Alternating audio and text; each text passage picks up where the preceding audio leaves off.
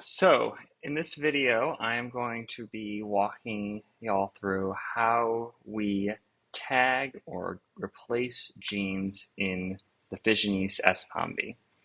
And we are using a modified version of this paper here, which is about almost 30 years old now, that uses PCR to delete and modify genes.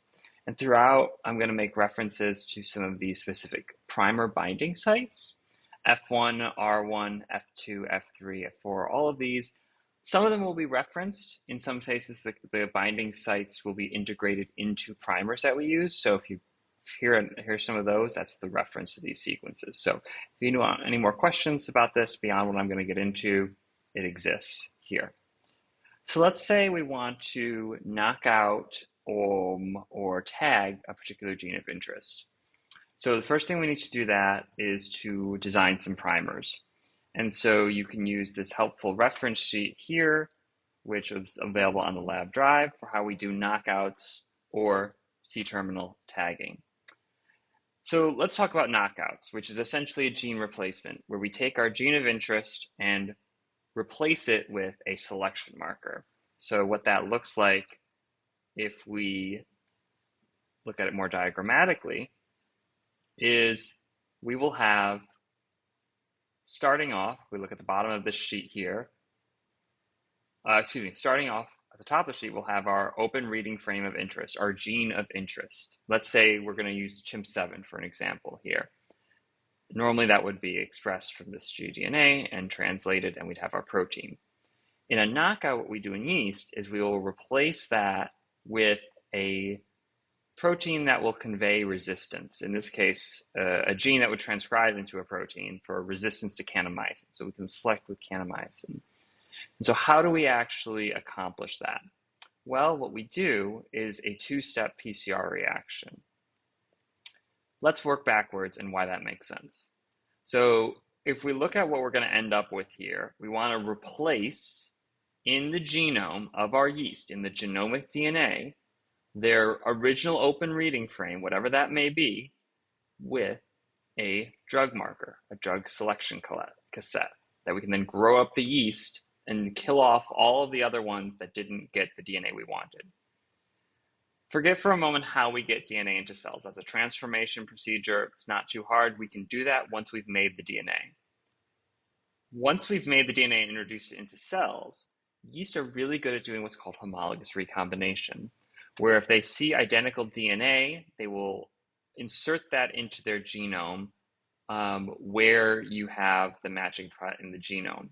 So we can take advantage of that by creating what's called homology arms, where we have matching regions of the genome that flank what we want to get rid of. So we've designed something here that has homology to this upstream portion of the gene and the downstream portion of the gene. And so we can, in shorthand, we'll say we'll flip in the CAN-R and flip out the original open reading frame, whatever the gene we want, really whatever part of the genome we want. And so if we have this strand of DNA, which we would call a cassette, we can flip that cassette in. Now we make kanamycin. This yeast no longer makes the protein that we wanted to get rid of. That's great. So now our focus for the rest of this time is going to be, how do we make this kanamycin cassette? How do we make the cassette that's specifically going to replace the gene that we're interested in? And so the way that we do that is through two sets of PCR reactions.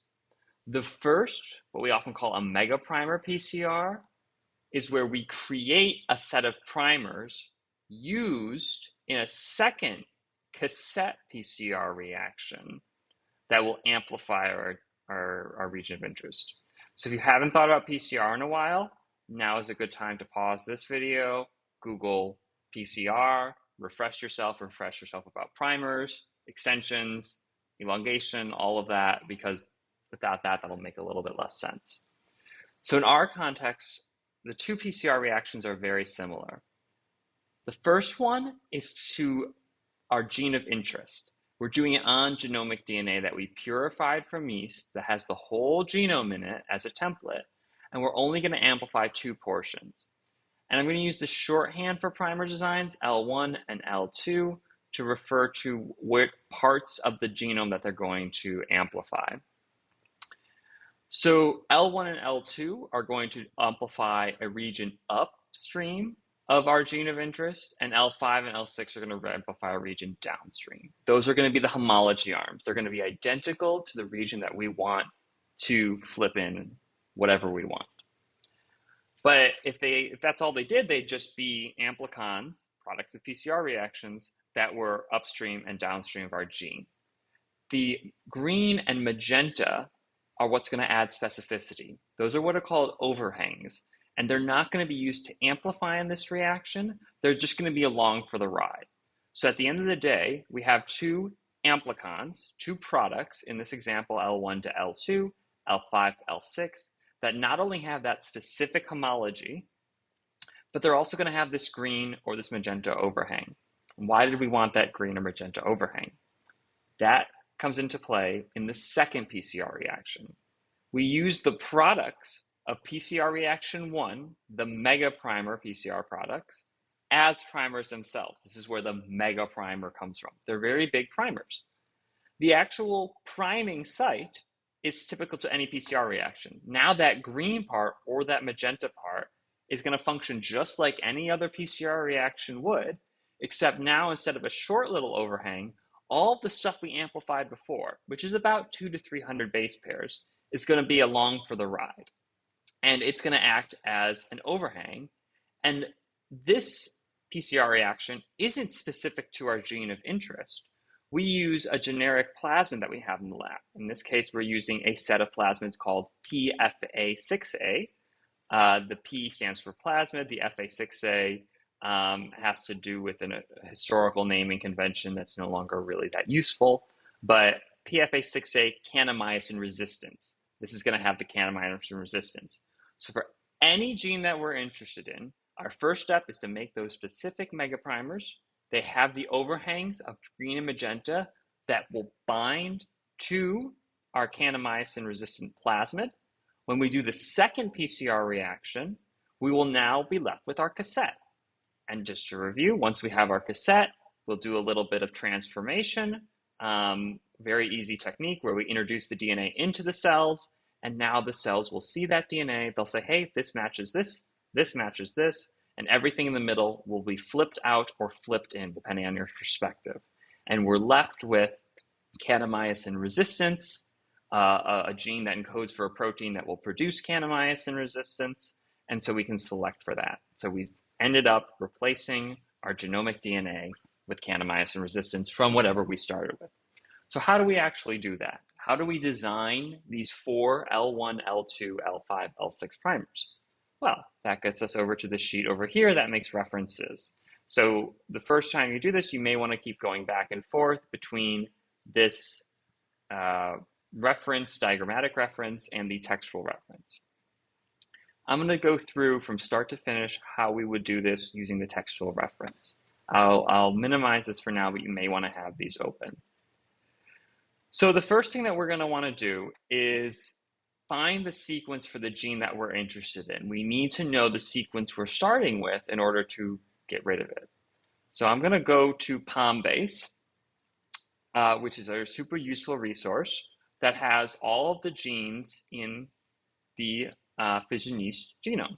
I'm just going to type in CHIMP7, and I click on it, and it loads. And I'm not going to go through all the things that are available on PalmBase. It's a fantastic resource. If you're interested, you can go to About for PalmBase information. Fantastic. I'm just going to go down quickly to Sequence.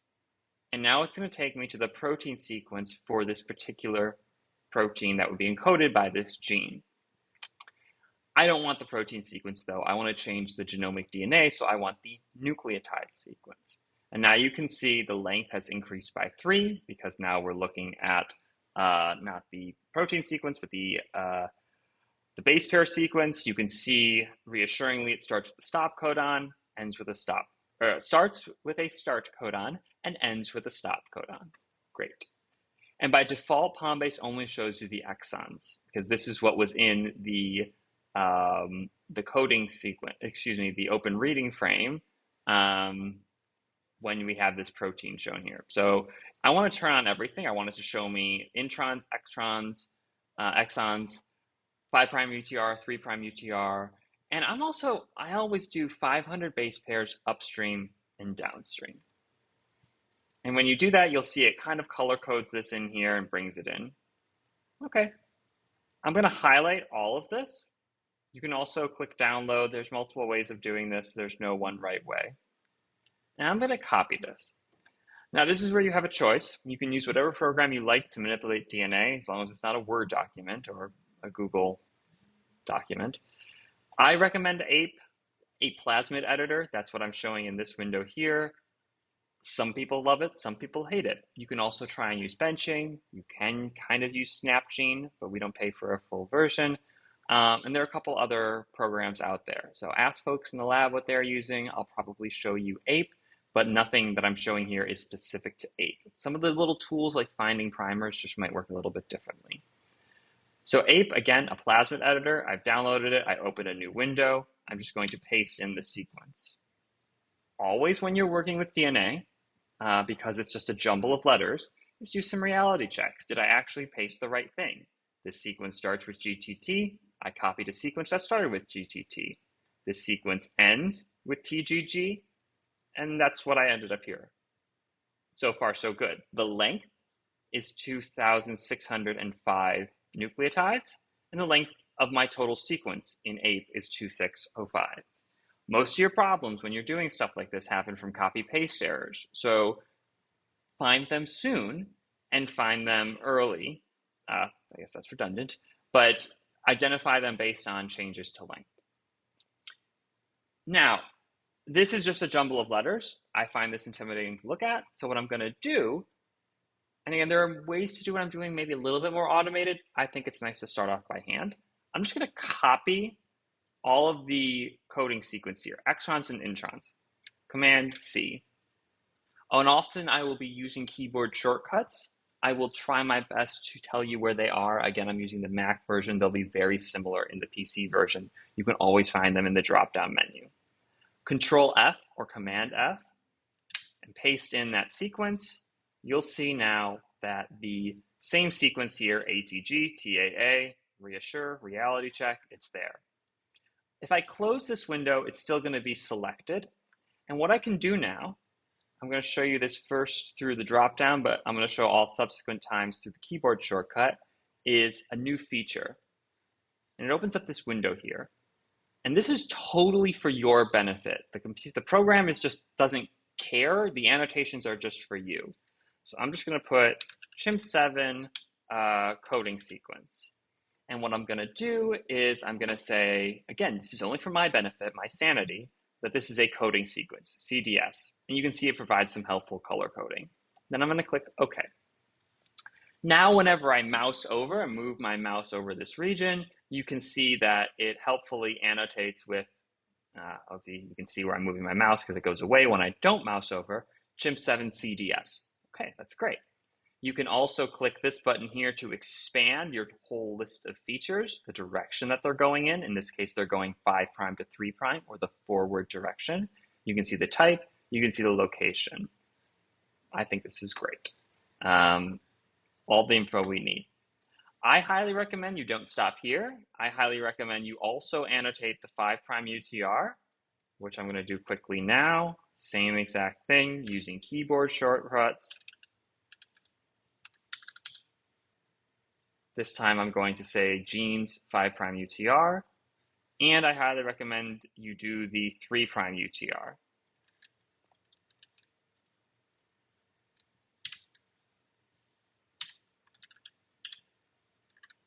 chimp7 3' UTR. Note, if you put an apostrophe, the prime symbol, ape doesn't like that for some reason, so don't put that in your plain text. It gets weird and buggy. So now you can see we have a little bit more human-friendly sequence. We have the CDS shown here, we have the 5' UTR and the 3' UTR, and you can see them all shown here. I think this is a good starting place, and if you haven't already, I would save this.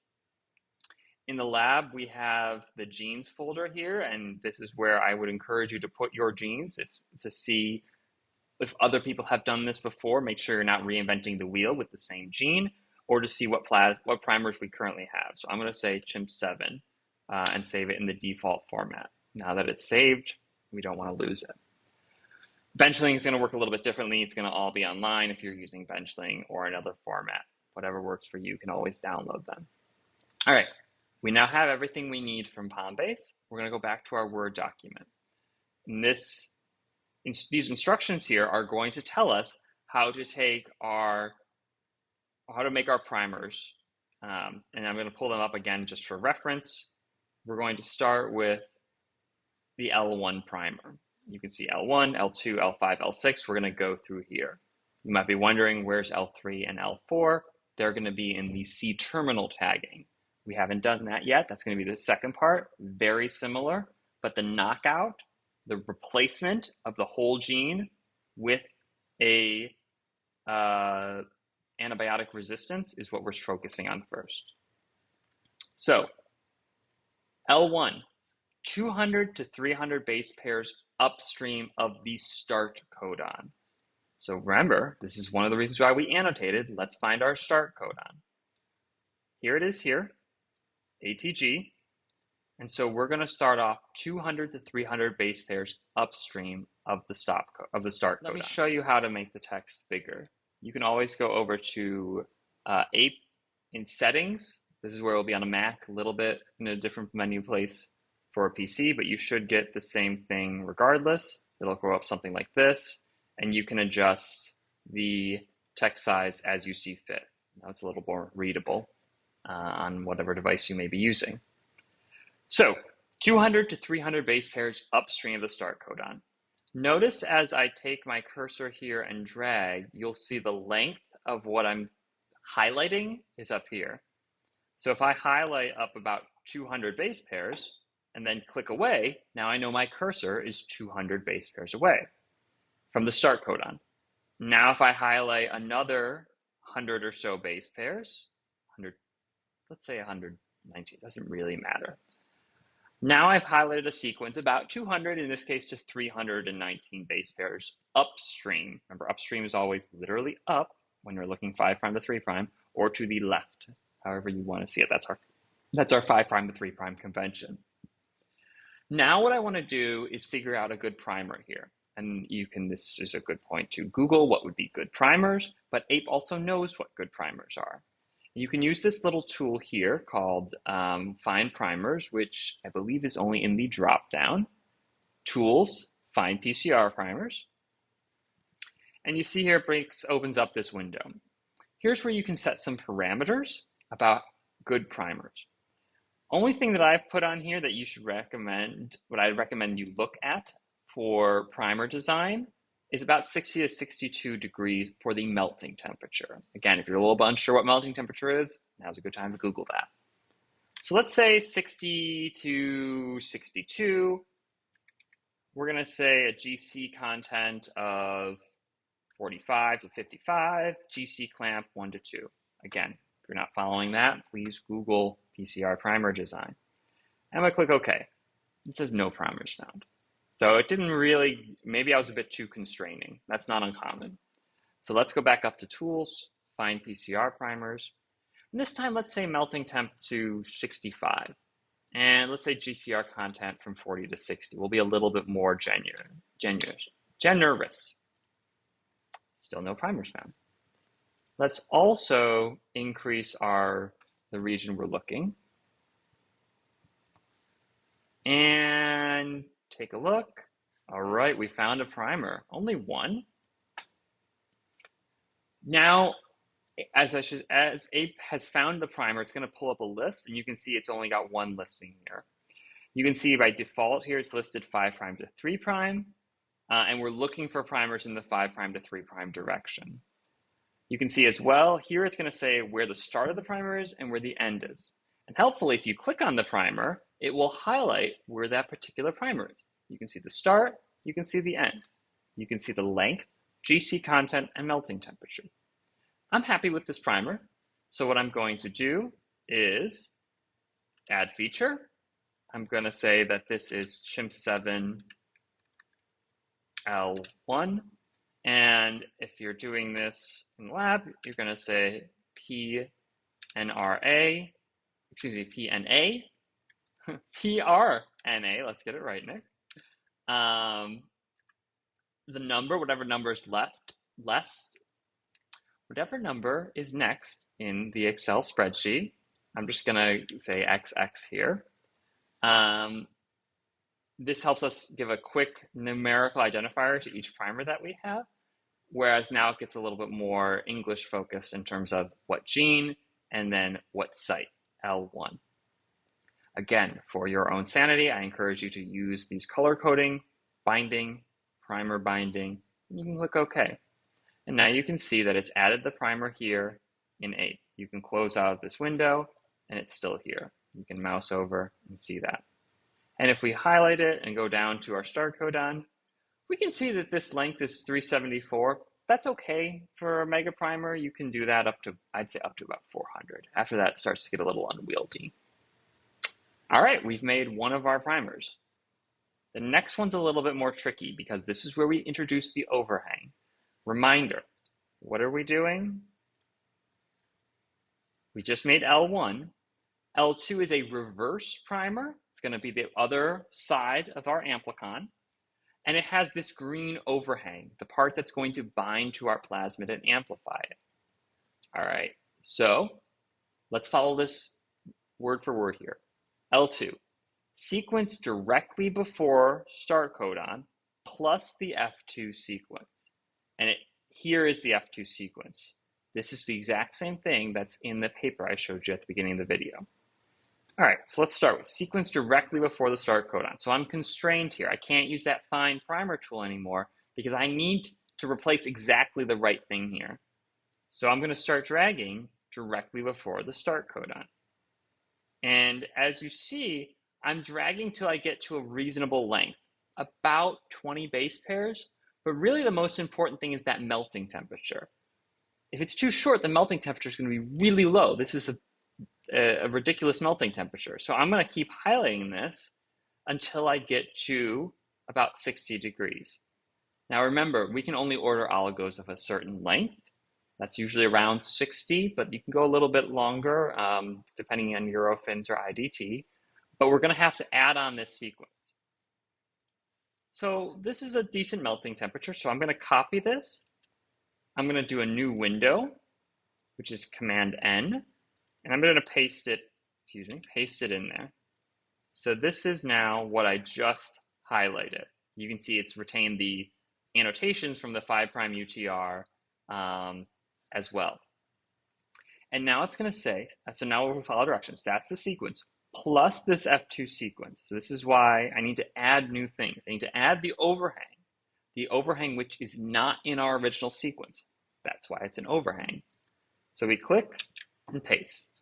And now you can see, helpfully, if you're working in something that's in all caps, you will see that when you copy in something that's lowercase, it'll be here in lowercase. So that also helps you give an idea of two different sequences. And in APE, you can always switch back and forth any sequence between upper and lowercase. Sometimes that's helpful. I find it particularly helpful in this scenario. So now we pasted that in. Now it says generate the reverse complement. The keyboard shortcut for this is Command / or you can also highlight, right click, reverse complement. And now what will happen is you'll see that the lowercase stuff is now at the beginning because this is reverse complement to this sequence. You see this TTAA, AATT. You can see we have the reverse complement of this region here. What do I mean by that? Just to reiterate, if we highlight this capital letters, these capital letters came from this sequence. I copied them over. And we go to Command, find that sequence. Hang on, I don't have the right thing copied. Oops, our windows are going nuts. If I copy this, find, paste, and make sure that also find reverse complement is selected, you'll see that it's found this region. But if you look left to right, GCAGG, that's not what we control F. That's exactly what we wanted. We wanted the reverse complement. This TCTGT is right here, the reverse complement, A to T, G to C, T to A, and so on and so forth. So when we went over here and found that reverse complement, that's what it did. Because we want the reverse complement to go from in the reverse direction, 3' to 5'. Again, you still find yourself struggling with PCRs, 5', 3', and all that, ask me, or, as I said before, Google it and take an idea if you can jog your memory that way. But this is done now. We can save this in the spreadsheet. It's also not a bad idea to save this special ape file as PRNA, let's say XY, shim7, L2. And now this is saved. I also recommend that you take this site in ape, or this site in ape for the original gene, and you still add a feature here, PRNA XY, let's say, shim7 L2, just the binding region, right? Not the overhang, just the binding. Primer bind, reverse complement. So now you can see that it's still a primer binding, but it's going in the reverse direction, right to left, so that the PCR product would be this amplicon size here, a length of 374 bases, plus the overhang, which is not displayed in A. The overhang is really freaking you out. You can use benchling, you can use other things that explicitly show you the overhang, but it's not really going to make that much of a difference. This is where, if you're a little bit lost, or even if you feel okay with this, I would recommend that if you aren't already following along, to do this yourself and to make sure that you're comfortable, because this is pretty much it. Now all we're going to do is do this at different sites and with a slightly different flare. Let's close our L2 and finish up the primer set for this. We have to do L5 and L6. L5 says generate the reverse complement of R1 to give this sequence, great, plus the sequence directly after the stop codon. So I'm going to again open a new window in ape, because this is our primer, another primer with an overhang. Just to reiterate, what does that look like? Primer with an overhang. We're now making this, we're making L5 here. Where this magenta overhang is, it's going to be a forward primer, this time with an overhang, forward, the L5. So, to do that, we follow our instructions, we copy this, and now it says sequence directly after the stop codon. There's our stop codon, the TAA. We're going to drag until we get a reasonable melting temperature. Let's say 60 again. Perfect, at 40. I wouldn't go above 40 base pairs. Copy, paste. And now save this. Again, I'm just going to give this a dummy name, just for the sake of time. Let's just say primer through, well, let's just say, that's not for the sake of time. PRNA XZ, shim7, L5. I would regret giving it a bad name. And now PRNA XZ, shim7, L5. Again, for your sanity, I highly recommend using these color codings. All right, so now we've made a forward primer. Excellent. Reverse primer is pretty easy. 200 to 300 base pairs. We've kind of come full circle. 200 base pairs downstream of a stop codon. So there's our stop codon. Highlight until we get to 200 base pairs. It's about here. Again, this is about 200 to 300. So I'm going to highlight another 200 to 300 base pairs. Now we're going to find primers. Now this is critical that you don't get screwed up here. Find primers. We want reverse primers. This is a reverse primer. So I'm going to say find the orientation 3' to 5'. Say that again. This is a reverse primer. We just made the forward one. So reverse primers go 3' to 5' in their orientation. Didn't find any. All right, let's try again. Let's maybe make it a little bit longer. And maybe get a little bit more flexible on the GC content. No primers found. All right. This is a tricky one. We could try and go a little bit lower in melting temperature, or we could try and open up our range a little bit.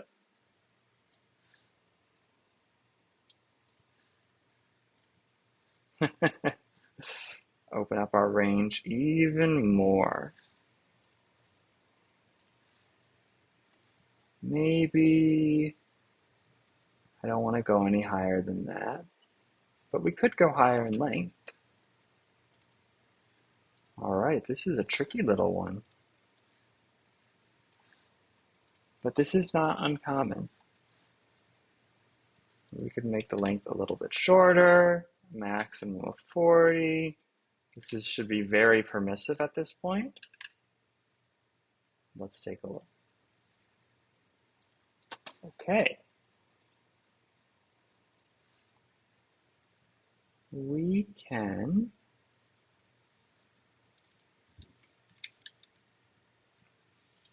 get even more extreme. Not usually recommended, but here we go. All right. It was melting temperature that was holding us back. So you can take a look. It wasn't really GC content, although those could be better, but melting temperature. So again, sometimes you don't know what's holding you back. Metaphor for life too. So if you click on the primers now, and this is important, take a look. From 3' to 5', excuse me, we're listing these from 5' to 3' in terms of where they appear. So if you click going down here, you'll see where their position is and how it varies 5' to 3'. They're all basically in the same area though, so not much just changing in the actual program. But notice, we've searched 3' to 5'. So if I click on this, hopefully I know this is a little bit confusing. Take a look at what it's found. TATACT. GCAA, what? It's the reverse complement. TATACT. We wanted that because it's a reverse primer. Let's take this 56 melting temperature one. Now you could copy and paste this in your sequencing because this is, again, critical. This is a common primer to screw up. It's the reverse complement. So you want it to be going 3' to 5', but you have to order these things 5' to 3'. Make sure you understand that. Make sure you go through this and you get the right primers. I'm going to X out of here. This time I'm going to say primer binding, reverse complement. So when you go and order, or you send them to me for ordering, however that's happening, make sure that for your reverse ones, it doesn't look exactly the same as it does here. It should be the reverse complement. The forward should be exactly the same. If you're still stuck on that, talk to me. And we didn't give this a real good name, so you can go and right click and just click edit feature. I'm just going to call this PRNA XA. Our naming convention got a little bit wonky here, but here we go. This is L6. Last thing, very last thing. In order to tell that we've inserted this correctly, we do a colony PCR reaction. And I can explain that more in depth in either in person or in another video, but that primer needs to be upstream of our L1. And so we're going to put it about here, and now we just need to find that primer. We only need one primer for this. We have a lab stock of another primer. Let's make it a little bit more permissive. All right, so this would be a good candidate here. Add feature. So we're going to call this PRNA XB chimp7 knockout checking.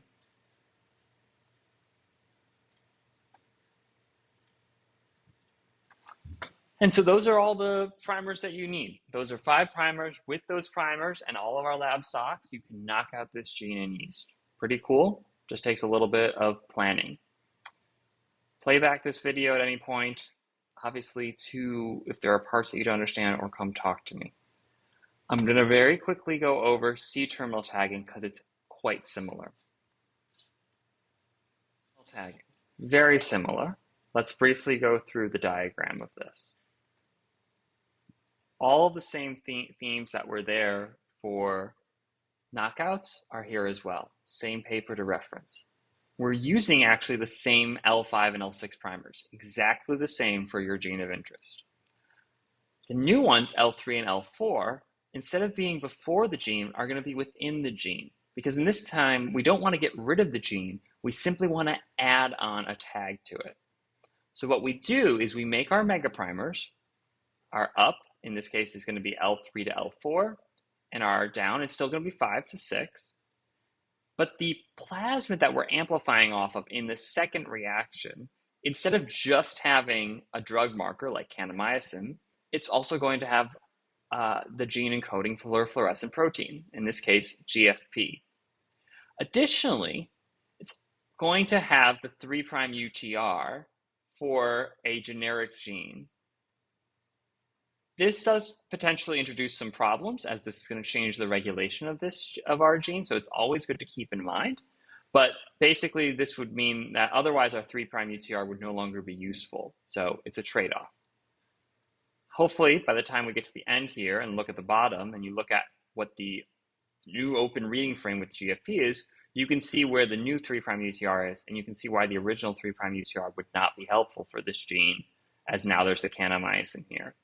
So they're all here together. The kanamycin and the GFP are introduced, but only the GFP is tagged to our protein. Very similar. All we're going to change is where some of our primers are. So let's take a look at that. If we go down to C-terminal tagging, we're going to start with the L3 and the L4. So now the L3 is 200 to 300 base pairs upstream of the stop codon. So here's our stop codon, this TAA. We're going to go about 200 to 300 base pairs upstream. It's going to be about here. And I'm going to Tools, find PCR primers as before. I've got a whole host to pick from. Again, I'm going to try and use the same credentials as earlier, about 50% GC rating, 60 degrees for melting temperature. Once I have that selected, add our primer in, PRNA, we're at XC right now, 7L3. Oops, and I forgot to change what type it was. You can click on it up here and edit the feature. You can go to binding, primer bind. Okay. Now we also just need the L4. Sequence directly before the stop codon. So that would be right here, directly before the stop codon. So we're going to copy that until we get good primer binding, about 22 base pairs. Copy that, new file, same exact sequence, just copy and paste.